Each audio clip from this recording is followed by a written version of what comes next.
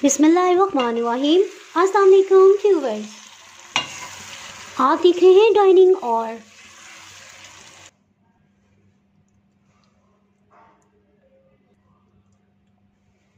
मसाले को भी इसके ऊपर डाल देंगे।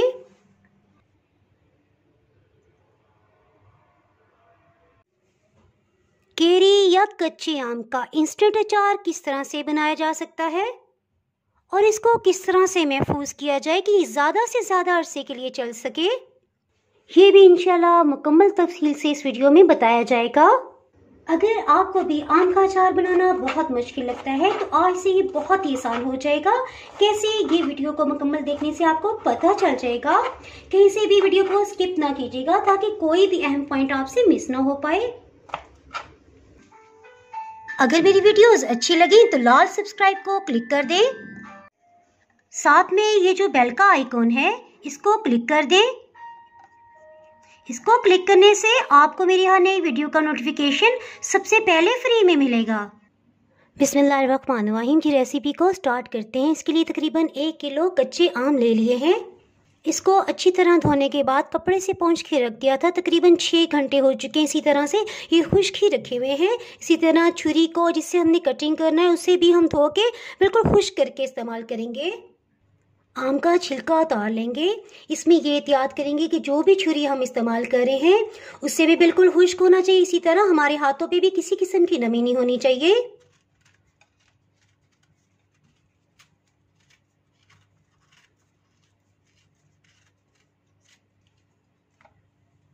जी, और अगर किसी भी कैरी में इस तरह से कोई निशान आ जाए उसे बस इस तरह से कट करेंगे और अलग कर देंगे। इसे अचार में शामिल नहीं करेंगे। आम का छिलका उतारने से बहुत ही सहूलत हो जाती है क्योंकि आम का छिलका तो कोई भी इस्तेमाल नहीं करता, बाद में भी निकालना होता है, सो पहले निकालना बेहतर रह जाता है। इस तरह से आम के पीसीस को कटिंग कर लेंगे।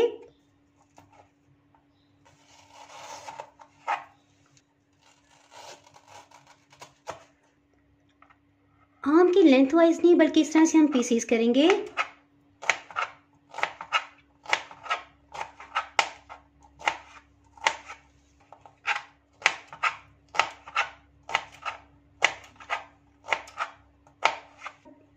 इसी तरह से सब आम के पीसेस को कटिंग कर लेंगे।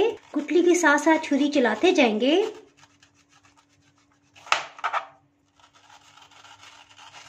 इसी तरह सब आम के पीसेस को कटिंग कर लेंगे।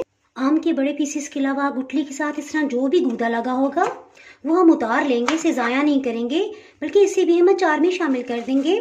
मसाले के साथ लगे बहुत ही मज़ेदार बन जाएंगी और फील ये होगा कि आपने छोटे छोटे पीसेस भी डाले हैं। कैरियाँ बहुत ही रसीली हैं।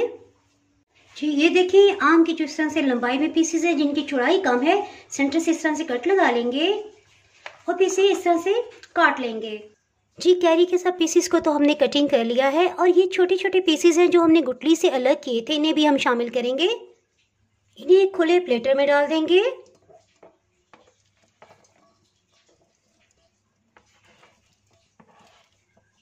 जी, अब मरहला आ गया मसाला जात इसमें शामिल करने का। जी, सबसे पहले बारी आ गई नमक की। 1 खाने वाला चम्मच इस तरह से भर के लेंगे। कोई भी छुरी ले लें, इस तरह से आप एक लेवल में कर सकेंगे। नमक को इसमें डाल देंगे। जी, नमक को डालते मुझे ये बात याद आ गई कि ये बात कि नमक बहुत ज़्यादा डालना चाहिए, इससे अचार ज़्यादा अरसे तक चलता है और महफूज रहता है, ये टोटली गलत है क्योंकि किसी चीज़ की भी ज़्यादती अच्छी नहीं लगती। सो मुनासिब सा नमक ही इसमें मैं हमेशा डालती हूँ और यकीन करें कि हर साल मैं अचार बनाती हूँ, कभी भी इसमें फंगस या जाला नहीं लगा। बस उसमें एहतियातें करनी होती है जो अगर आप कंप्लीटली करेंगे तो अचार आपका किसी सूरत ख़राब नहीं हो सकता। जिसके साथ ही बारी आ गई, इसमें हम 2 तरह की मिर्चें शामिल करेंगे। अध कुटी सुर्ख मिर्च 1 खाने वाला चम्मच भर के लेंगे। जिसके साथ ही अध कुटा खुश्क धनिया है 1 खाने वाला चम्मच भर के इसमें जाएगा। इससे खुशबू में बहुत इजाफा हो जाएगा। जी, जैसे कि मैंने आपको पहले बताया कि इसमें 2 तेज़ किस्म की मिर्ची हम इस्तेमाल करेंगे और thirdly हम बिल्कुल लाइट सी मिर्च इस्तेमाल करें, कश्मीरी लाल मिर्च 1 खाने वाला चम्मच। ये जायके में तेज़ नहीं होती, सिर्फ रंग अच्छा करने के लिए इस्तेमाल होती है। अगर आपके पास ये ना हो तो पेपरिका पाउडर भी इसमें इस्तेमाल कर सकते हैं। जी, और इसको महफूज करने का एक काम हल्दी भी करती है। 1 चाय की चम्मच भर के ले लें या आधा खाने वाला चम्मच। मैं इसमें हाफ टेबल स्पून इस्तेमाल कर रही हूँ। जी, ये मसाला चाट तो एज़ इट इज़ हमने इसमें शामिल कर दिए, लेकिन कुछ मसालों की खुशबू को मज़ीद बढ़ाने के लिए और जायके को बेहतर बनाने के लिए हम उसे हाफ क्रश करेंगे। सो इसे इस साइड पे करते हैं। 1 चाय की चम्मच काली मिर्च साबित इस्तेमाल करेंगे। मेरे पास काली मिर्च नहीं थी, सो मैं सफ़ेद मिर्च भी इसमें शामिल कर रही हूँ। इसे फुल ग्राइंड करना है, लेकिन फ्रेश ही लीजिएगा क्योंकि इसी की तेज़ खुशबू होती है। पिसी हुई काली मिर्च की खुशबू बिल्कुल ख़त्म हो जाती है, उड़ जाती है, उसे इस्तेमाल ना कीजिएगा। इसे पहले अच्छी तरह से पीस लेते हैं। जी, काली मिर्च तो पिस गई है, इसे भी डाल देंगे। इसमें ये एहतियात करनी है, चाहे आप लाल मिर्च पीसें चाहे काली मिर्च, उसको पीसने के 1 मिनट तक आपने ग्राइंडिंग जार को ओपन नहीं करना, क्योंकि अगर आप एकदम से ओपन करेंगे तो उसकी बहुत तेज़ खुशबू होती है, इससे आपको छींकें भी आ सकती हैं। कलौंजी 2 खाने वाले चम्मच इस तरह से भर के लेंगे। सौंफ 2 खाने वाले चम्मच इसमें डालेंगे। इसको अच्छी तरह से साफ़ कर लिया है जी, और इसमें 2 खाने वाले चम्मच सरसों के बीज जाएंगे। इसे बनारसी राई और बनारसी सरसों भी कहा जाता है। अगर आपको पीली सरसों मिल जाए तो 1 खाने वाला चम्मच वो डालिएगा और 1 ये बनारसी राई। मुझे पीली सरसों नहीं मिली, सो मैं 2 खाने वाले चम्मच यही इस्तेमाल कर रही हूँ। इसे भी हाफ क्रश ही करेंगे। जी, अचार का एक और अहम जुज़्व ये मेथरे हैं, 2 खाने वाले चम्मच भर के लिए हैं। इन्हें आप यूं भी डाल सकते हैं, लेकिन जब इसे हाफ क्रश किया जाता है तो इनकी खुशबू और जायका यूं उमड़ के बाहर आता है। इसे प्लीज़ ड्राई रोस्ट ना कीजिएगा।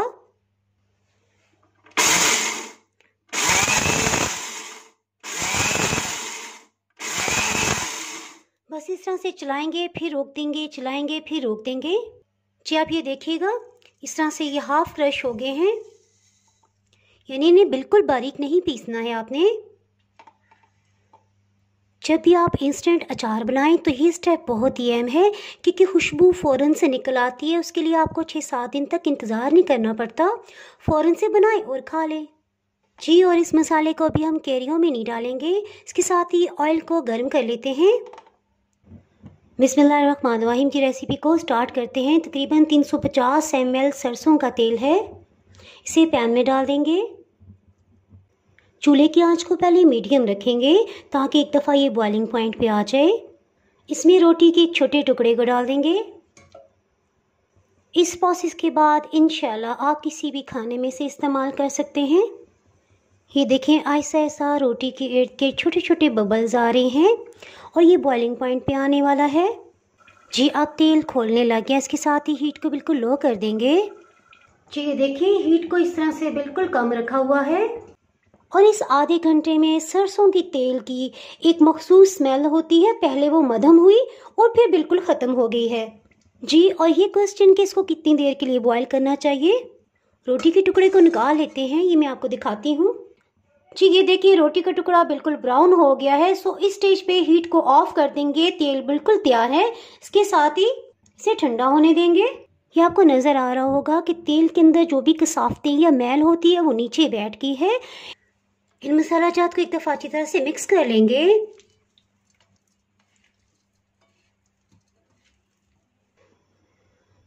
बिस्मिल्लाहिर्रहमानिर्रहीम। जी, हीट को ऑन कर लिया है। इसमें सरसों का तेल पहले सिर्फ 200 ml डालेंगे।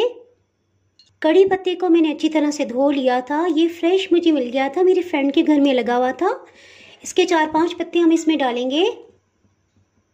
इसे हमने ज़्यादा कड़कड़ाना नहीं है, बस देखें जैसे इसके इर्द गिर्द बबल्स आ रहे हैं, सो इसमें हम हाफ क्रश मसालों को शामिल करेंगे। इसे मिक्स कर लेंगे। हीट को लो कर देंगे। इसमें कैरियों को भी शामिल कर देंगे। एक दफ़ा इसे अच्छी तरह से मिक्स कर लेंगे। हीट को बिल्कुल लो कर देंगे ताकि मसाले जलने ना पाएँ। इस्लामाबाद में ईद की छुट्टियां 1 हफ़्ता नहीं बल्कि 10 दिन तक चलती हैं। अमूमन शॉप्स भी ओपन नहीं होती हैं। सो कैरी मुझे लेने में टाइम लग गया। ये खट्टी और जूसी तो हैं, लेकिन इनका रंग हल्का सा येलो हो गया है। इसलिए अगर कैरी पीले रंग की हो तो सिर्फ 3 मिनट के लिए इसे कुक कीजिएगा, वो भी बिल्कुल लो हीट पे। इसके साथ ही 3 मिनट कंप्लीट हो गए, हीट को ऑफ कर दिया है, इसे ठंडा करेंगे। और अगर आपके पास कैरी वो है जो बिल्कुल ग्रीन और वाइट सी अंदर से होती है और बहुत सख्त होती है, उससे बिल्कुल लो हीट पे 5 मिनट के लिए आपने इस तरह से पका लेना है, तो इंशाल्लाह इंस्टेंट अचार बिल्कुल तैयार हो जाएगा। जी ये देखिए, मेरा अंदाज़ा बिल्कुल ठीक था। इसमें 200 ml सरसों का तेल बिल्कुल ठीक है। जी हीट को ऑफ करने के बाद इसमें 1/4 कप सफ़ेद सिरका शामिल कर देंगे। इससे इसका जायका भी बहुत अच्छा हो जाएगा और इसे महफूज करने का काम भी करेगा। देखिए मसाले से भरा भरा कैरी का अचार कितना मज़े का लग रहा है, मुझसे तो नहीं रहा जा रहा। गर्मा गर्म ही मैं इसे टेस्ट करती हूँ। बहुत ही टेस्टी है। और ये देखिए खाते मुंह में घुल रहा है, परफेक्ट अचार बना है। जी यूँ तो फ़ौरन बनाएं और आप खा सकते हैं, लेकिन इंस्टेंट अचार में ये है कि पहले 1-2 दिन तक इसमें मेथी या कुलंजी का थोड़ा तेज़ जायका आएगा और 4-5 दिन के बाद आहिस्ता आहिस्ता ये फ्लेवर बैलेंस हो जाएगा। जी अब मरहला आ गया कि अचार को किस तरह से महफूज किया जाए। जिस भी जार या कंटेनर में आपने अचार को महफूज करना है उसे अच्छी तरह से धो लें और उबलते हुए पानी को उसमें भर के गरा दें और एक कपड़े से अच्छी तरह से खुश्क करके रख दें। और बॉटल्स को कम से कम 1 दिन तक इस तरह से ढक्कन के बाहर ओपन रहने दें ताकि इसमें से किसी किस्म की भी नमी है तो वो ख़त्म हो जाए। इस एहतियात की वजह से इंशाल्लाह अचार कभी भी ख़राब नहीं होगा। जी ये ठंडा हो चुका है, ये देखें सरसों के तेल में हल्की सी भी स्मेल नहीं रहेगी। इसे जार में भर लेते हैं।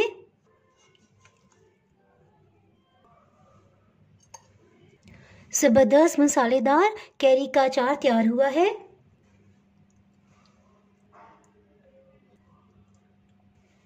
मसाले को भी इसके ऊपर डाल देंगे। पराठे, नान, दाल चावल के साथ आप इसे एंजॉय कर सकते हैं।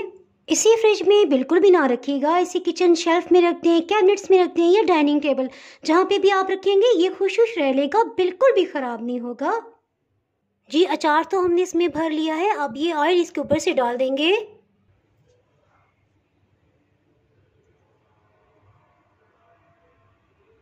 जी देखें कितना अच्छा इसमें मसाला भी बच गया है, इसे भी ऊपर से डाल देंगे। समटाइम्स मुझे तो ये ही दिल चाहता है कि मैं बस इसका मसाला लूँ और पराठे के साथ खा लूँ, बहुत ही मज़े का लगता है।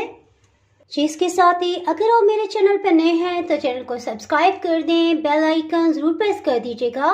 इसके बगैर आपको मेरी हर नई आने वाली वीडियो का नोटिफिकेशन नहीं मिल पाएगा। दुआओं में याद रखिए, वीडियो लाइक और शेयर करना बिल्कुल भी ना भूलिएगा। इसके साथ ही मैं इजाज़त चाहती हूँ। अल्लाह हाफिज़।